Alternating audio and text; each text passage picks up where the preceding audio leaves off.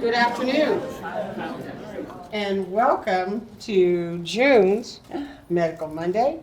And we're excited. We have Kelly Bales here with Inspire, and we had a lot of interest. So looking forward to hearing Kelly's presentation. And thank you all. I said this is the first time I've been recorded like this, so hopefully I say the right things here today. So today we're going to talk about advancements in the treatment of obstructive sleep apnea. Again, my name is Kelly Bales, and I am a territory manager for Inspire. I work with the Reed Health Network with Reed ENT, Dr. Thomas Jetmore, Dr. Sydney Jang, along with our managing providers at Reed Sleep. We have Nancy Geeting, Dr. Nisa, Dr. Inam, and then we have Reed Pulmonary, who's also managing the patients with Wendy Schaffmaster. She's a nurse practitioner at Reed Pulmonary. So I am representing Inspire on their behalf today. So obstructive sleep apnea, essentially, and many times this goes undiagnosed.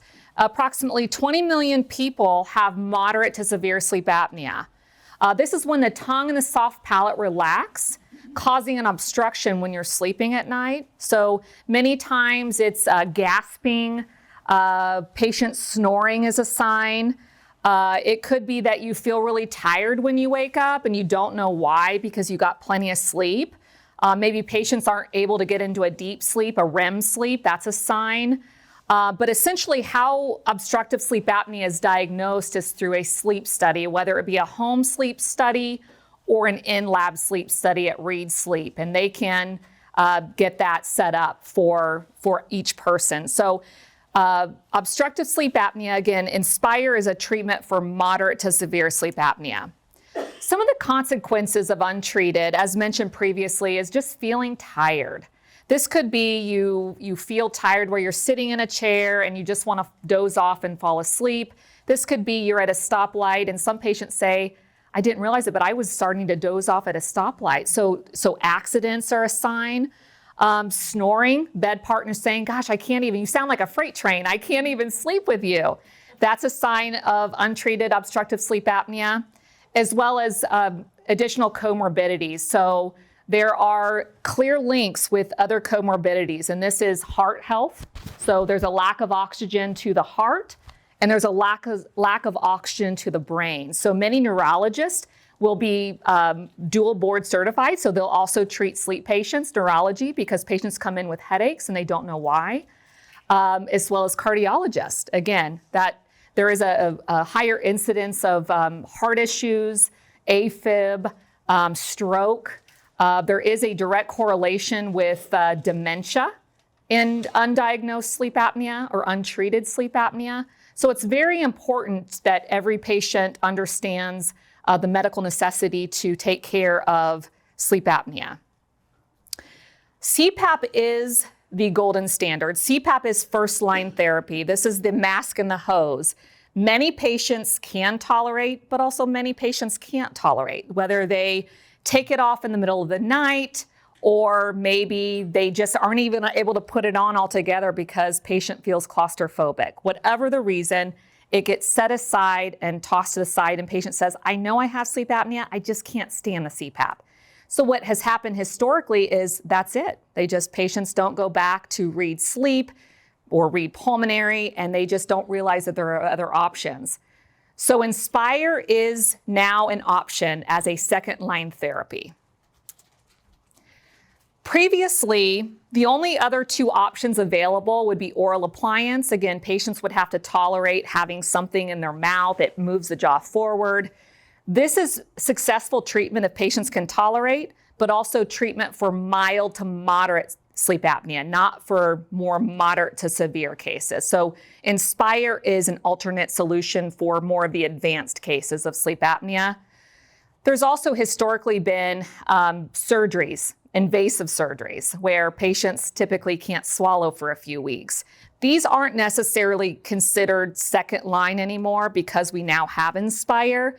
But in the event that surgeons are still performing these surgeries because in some cases it's medically necessary. This would be removing parts of the jaw, tongue, or even the throat to create more space.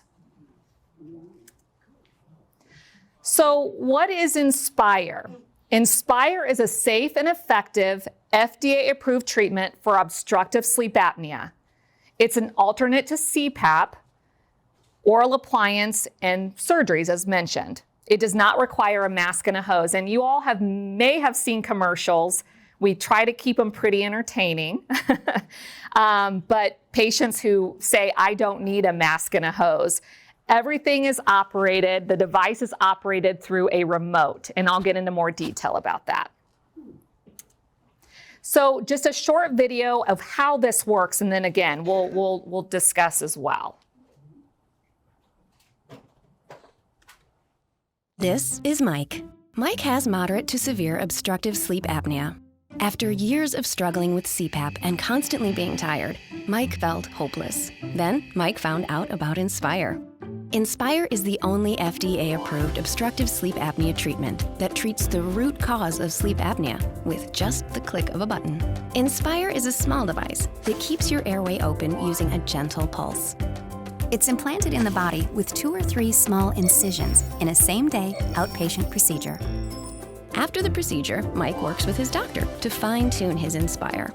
Once it's fine-tuned, Mike simply clicks the remote to turn on Inspire and goes down to sleep. While Mike is asleep, Inspire monitors his breathing. Every time he takes a breath, a gentle pulse moves the tongue out of the way and keeps Mike breathing freely. And more importantly, sleeping soundly, the way he used to. This has been a total game changer for Mike. Mike is getting more out of life and back to being his old self again.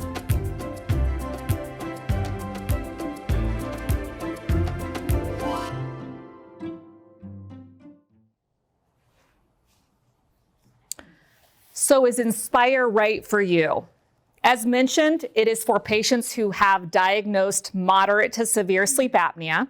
So you've had a recent sleep study, typically within the 2 to 5 years, depending on insurance. Patients who struggle with CPAP. This needs to be documented that patient has tried and failed CPAP. This can be simply we know that you've tried it, and the ENT, Dr. Jetmore, Dr. Jang, would just document that for insurance purposes. Or if you haven't tried CPAP, you could then go to Read Sleep or Read Pulmonary and try it that way. And then if you can't tolerate, be referred over to Read ENT. There is a BMI criteria. Now, FDA gave us approval about a year ago that it's up to BMI of 40, but many insurances will dictate that currently. So some insurances say that they will qualify patients up to 40 BMI. Some insurances it's 32. So it depends on what insurance you have will dictate if you would qualify from a BMI scale. And this is for age 18 and above. Now, I will say about a year ago, we also just got approval for pediatric Down syndrome. So many of these pediatric Down syndrome patients can't tolerate CPAP. And previously, there were no other options for them besides some invasive surgeries. And so Riley Children's is starting a program here. They just had their first 2 patients. So I'm part of that, and it's been very exciting. As mentioned on the video, it's a short, safe outpatient procedure, typically a few hours, so patients go home same day. There are 2 small incisions, typically placed on the right side. There's a small incision on the right neck area, and it's hidden in the fold. So many times, unless the patient's extending the neck, you really can't see.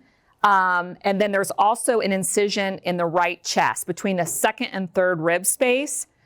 In the chest incision, we have the device, we have the battery, similar to a pacemaker, and we also have the sensor, so it detects breathing. So when patients breathe in, it sends a signal to the battery, it then moves up to the nerve and sends a signal to the nerve, the hypoglossal nerve that moves the tongue forward at night. So when patients are breathing in, it sends a signal up to the nerve to move the tongue forward.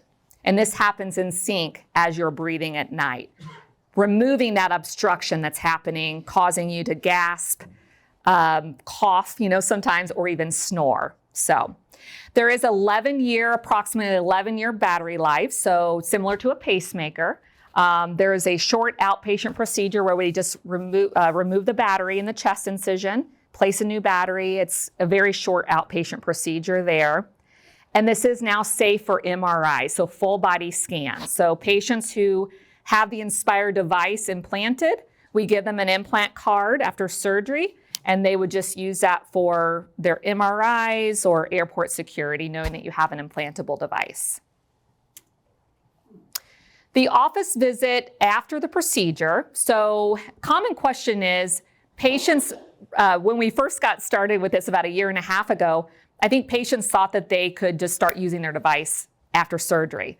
There is some healing time involved. And so we make sure at the airway exam, which qualifies you for Inspire, that patients understand the process. We want to make sure that we meet your expectations. So there is a process with this in the first 4 to 6 months. So the day of implant, we just want you to take it easy. We don't want any strenuous activity for a good week or so. And we're going to let the implant heal. We're going to let the incisions heal. We want the nerve to heal. So about 4 to 6 weeks later is when patient then would be seen at either Reed Sleep or Reed Pulmonary to manage the device, to turn the device on. So Reed ENT, they are placing the implant in an outpatient procedure at the surgery center. And then 4 to 6 weeks later, the device is activated. What we do at this activation appointment, 4 to 6 weeks later, is we will find a nice, comfortable, what we call tongue protrusion. We don't want this to wake patients up. So it's not a shock. It's gonna, your tongue's gonna move out of your mouth. It's not that at all. It's a nice, soft tongue protrusion. We wanna make sure it's not waking patients up. And we say it's working the tongue muscle similar to lifting weights or walking or running. It just takes time to build up those muscles. Same with your tongue muscle. It just takes a little time. So at this appointment, at this activation appointment, we instruct patients on how to move up their levels once a week to continue to train that tongue muscle to move out of the way just a little bit more. And I'm telling you about, I just told Craig this. We had a couple patients who came in after activation, so follow up 6 weeks after they were activated. One patient said, I just don't get my headaches anymore. Another one said, I'm not snoring like I was. I'm sleeping in the same bed as my spouse. So they were really excited, and that builds a lot of excitement for us as well. So we like to hear those success stories. So again, we want to make sure that we move up the levels gradually and we don't get you to where it's uncomfortable or waking you up. This typically takes about 4 to 6 months to get you to where you need to be. So some patients, it's, like I said, 6 weeks later, they feel good. Some it takes 4 to 6 months. There's not a race. It's just getting you to where you need to be. Once you feel really good in the morning and you can tell a difference during the day and you're using therapy every night, then we want to do a follow-up sleep study. And the reason we do that is we want to make sure that we are reducing what we call an apnea-hypopnea index, AHI. That is the number of times that you stop breathing more than 10 seconds in a given hour.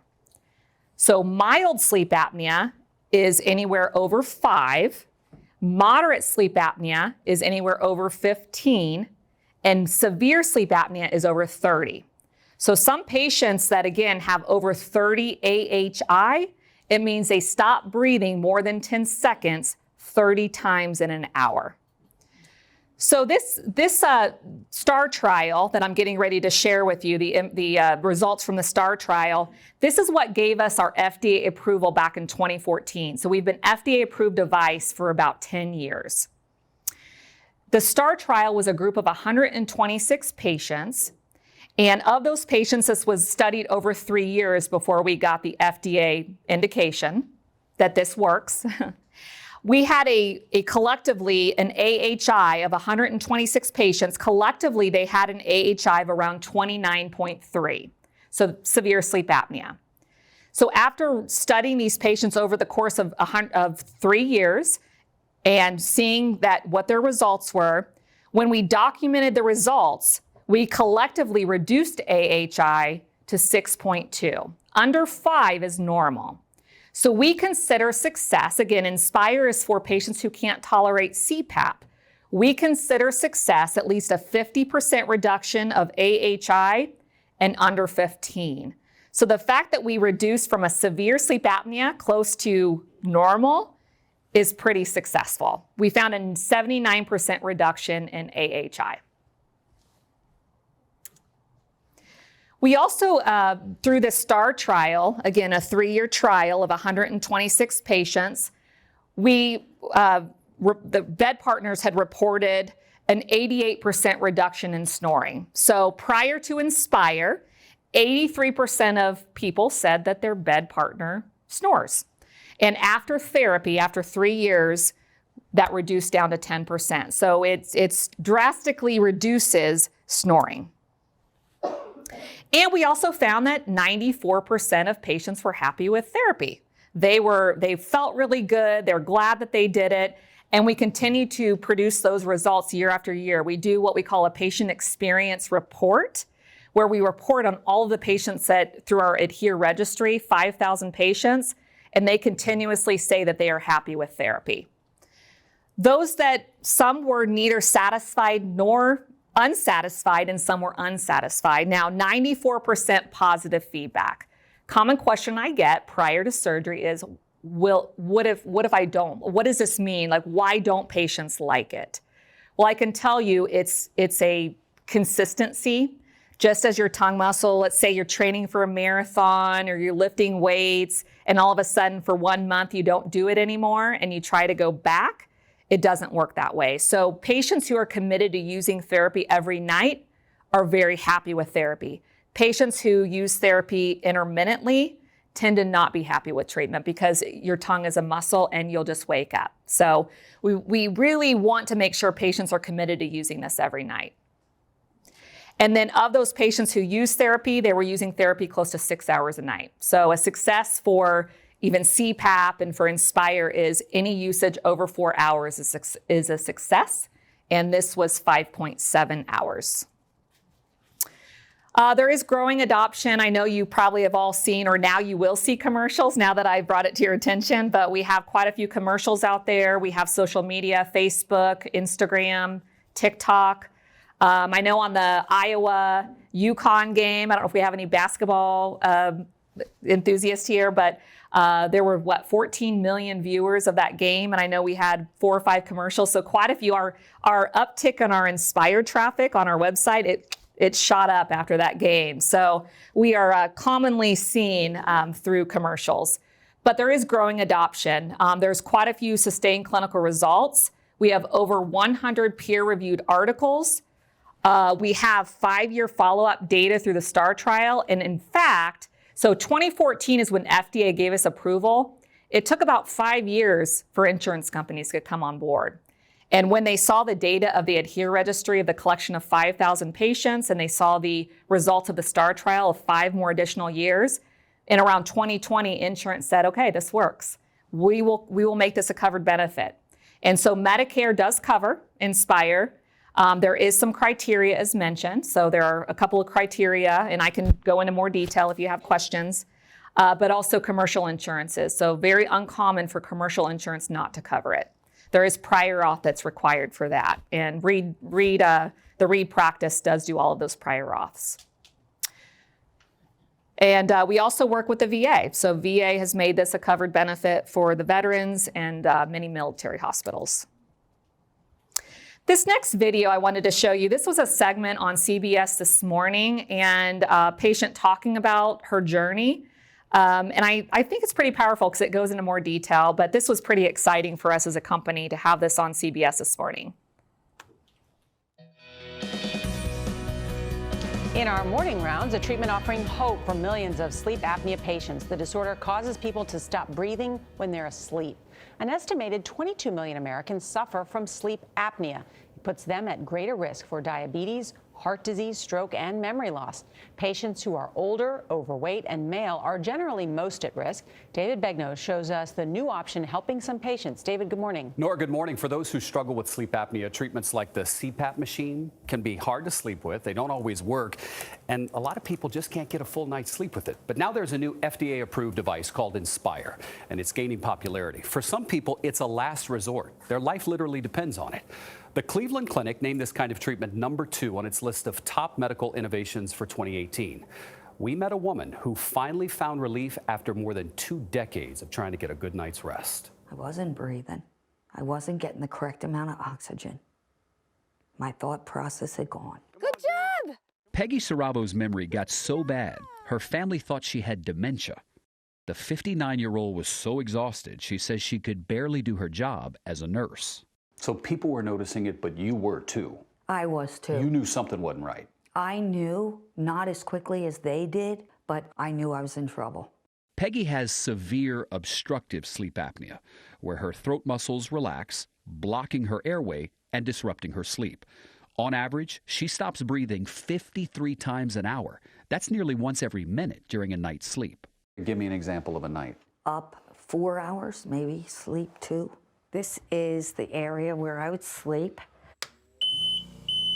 Oxygen machine, Correct. CPAP. Correct. She tried other Close it. treatments. Take the mask, bring it over my face like this.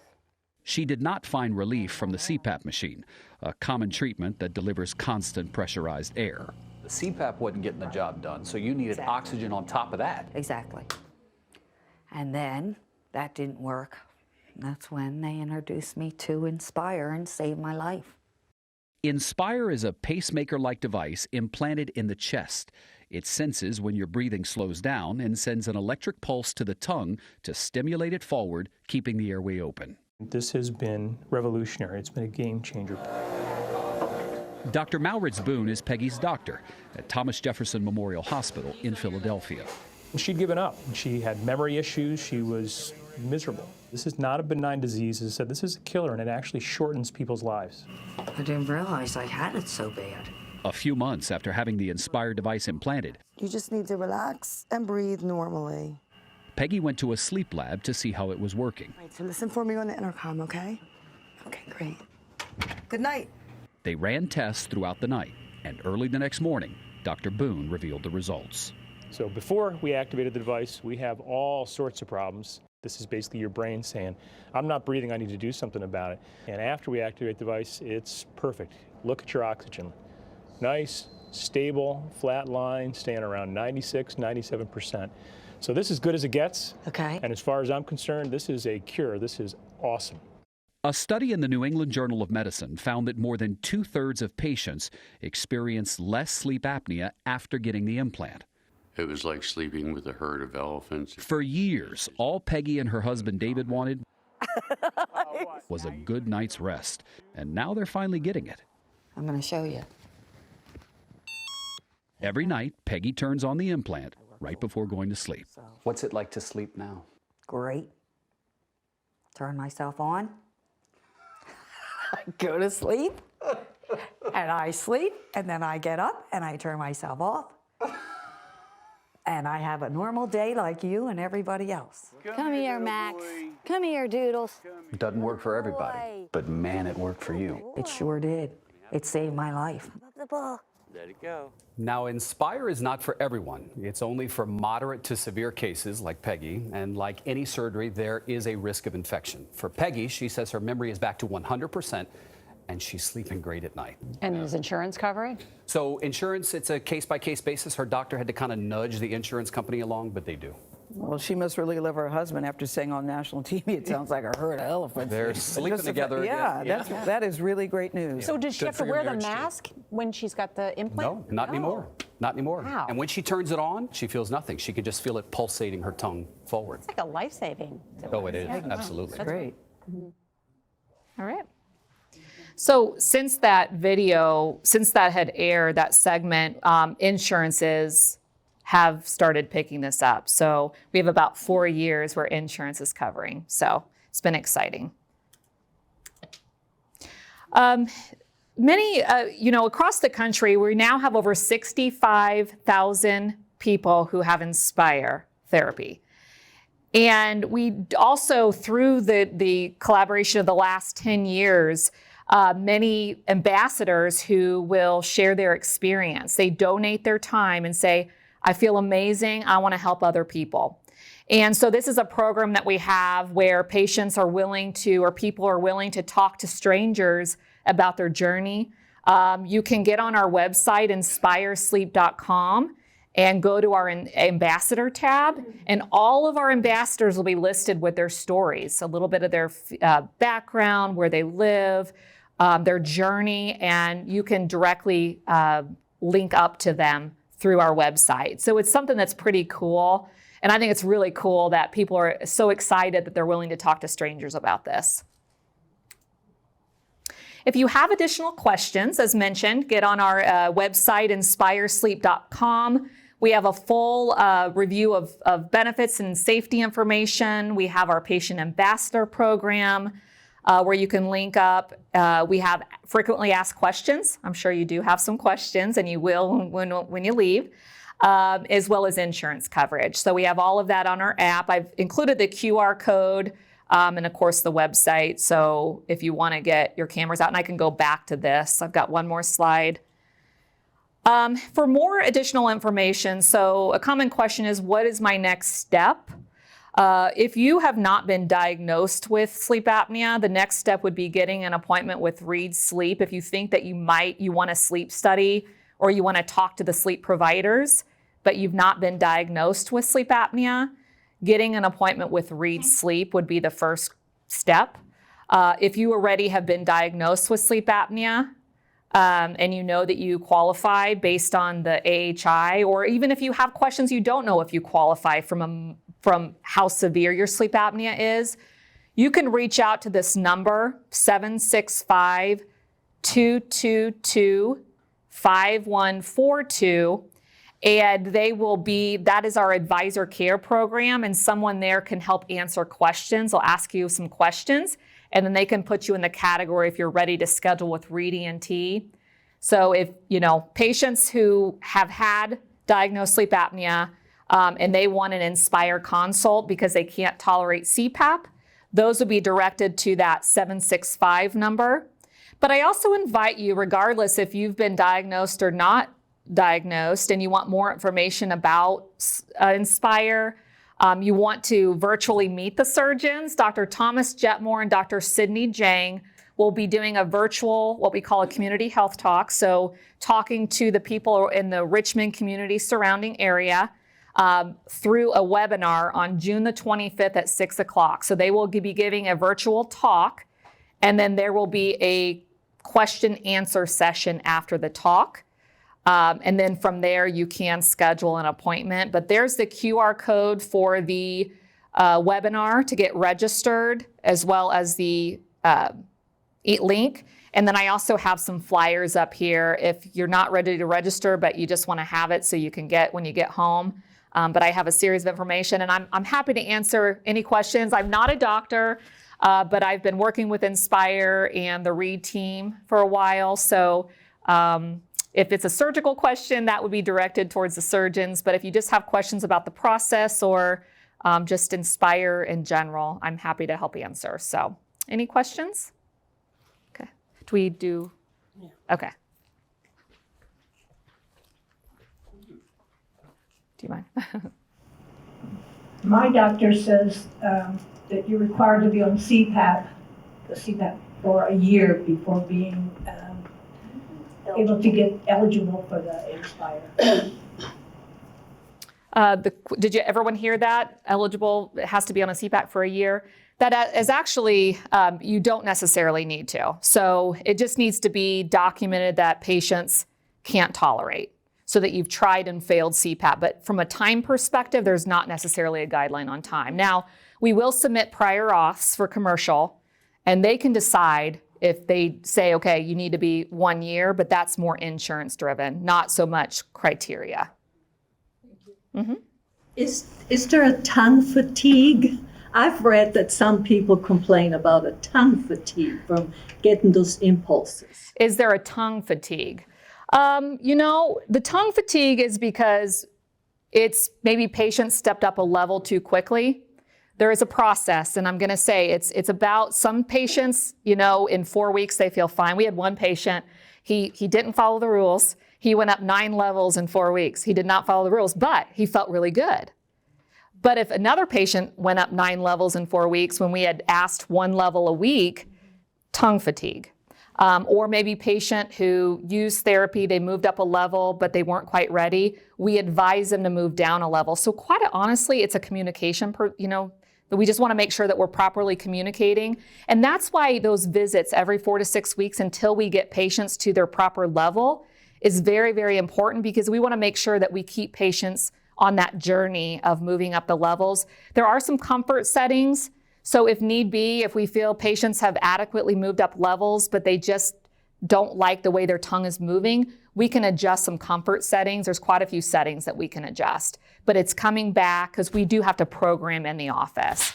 Once we get you to where you need to be and we have a follow-up sleep study that shows we reduced AHI, then that's your level, and then you're more on a 6-month to 1-year follow-up. So it's not like we have to constantly play this game of comfort. We just need to get you there. But there's some different adjustments that we can do.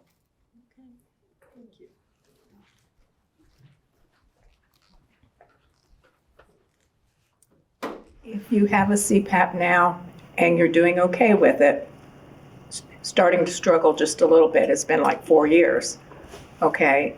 So it's actually him, not me. It's the only man in the room. He's starting to struggle. He can still do the required amount for Medicare to pay for it, but are they going to deny him because he's doing okay? So should he start not doing okay before he goes to see an ENT? So, I mean, just for simply just the convenience of it and not having to use that mask. So what I'm asking is, does he need to start using it less to prove to them that he needs it?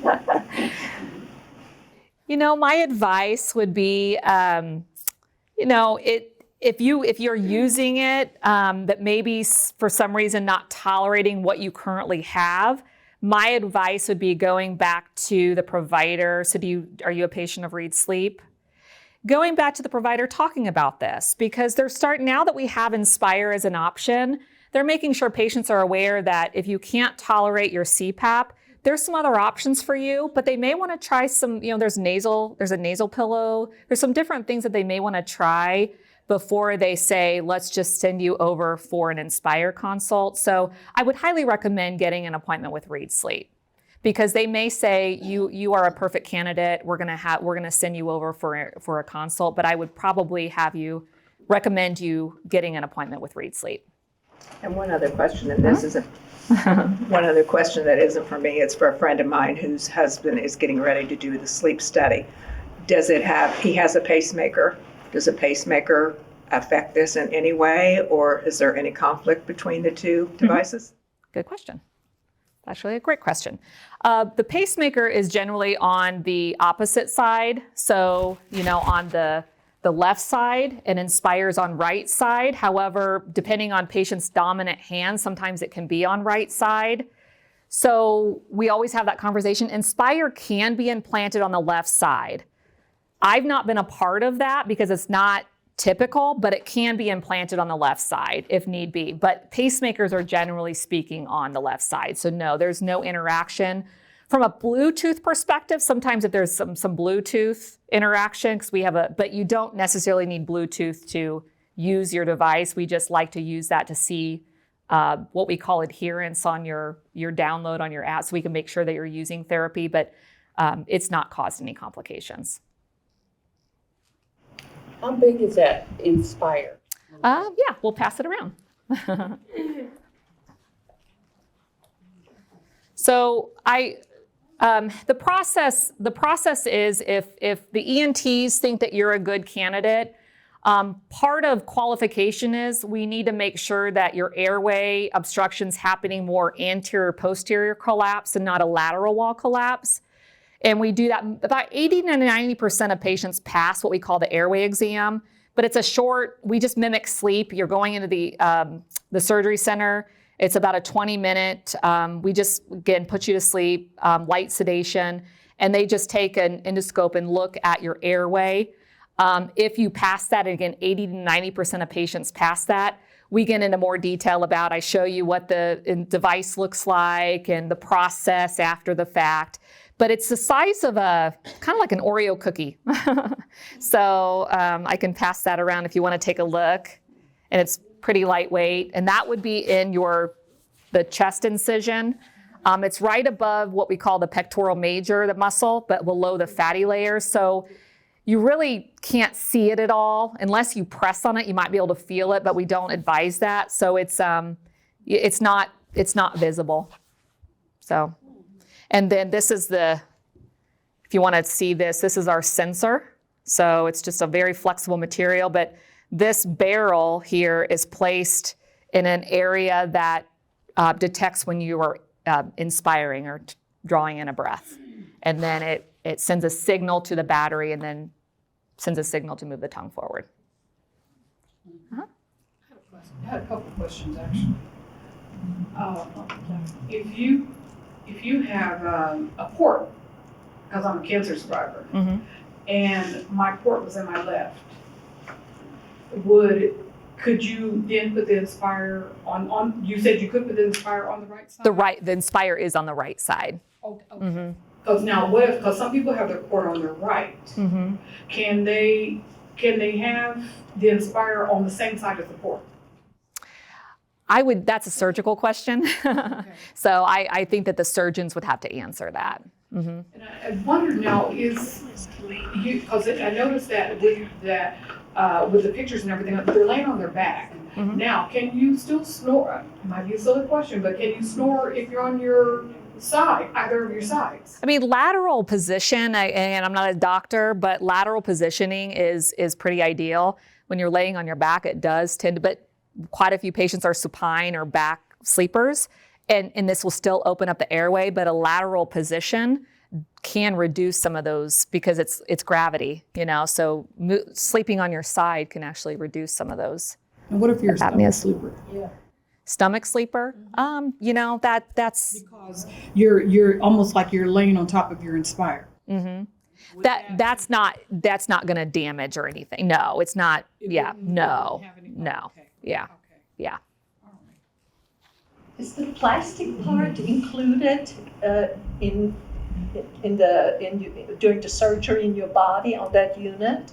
That plastic, that clear plastic? Yeah, it's not necessarily a plastic. It's I don't know what the material is, but it's been very well researched and studied to be safe.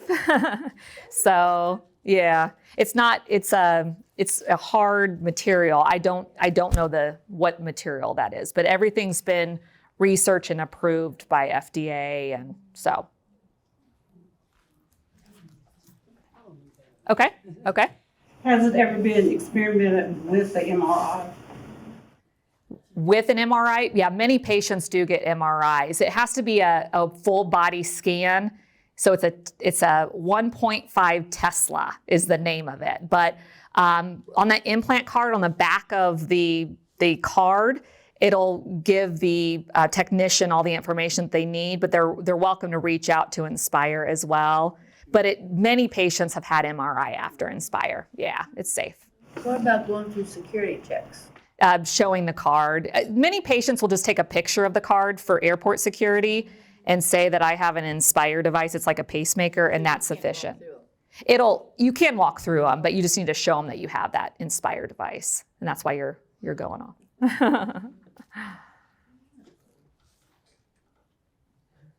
All right. Any other questions? Okay. About how many people in our area have that? It's a good question. Yeah, great question. So we just completed Inspired patient number 30, and we probably, it's gaining popularity for sure. There's a lot of word of mouth. So we probably by the end in the next 3 months, we'll probably have 50 patients. And so it's gaining popularity. It's been amazing to be a part of this journey with the Reed team. So they're very passionate people, and that's what I love about everybody's putting they really care about the patients, and so it's been awesome to be a part of it. All right. Thank you all. I'll just stand up front, and if you individual want to ask a question, I'm happy to answer if I know the answer. As mentioned, I'd highly recommend if you want to meet Dr. Sydney Jang and Dr. Thomas Jetmore virtually, we do have that free webinar. So it's about 1 hour, 30-minute presentation, and then they'll have some question and answer. And that's on June the 25th. Okay? All right. Thank you for your time today.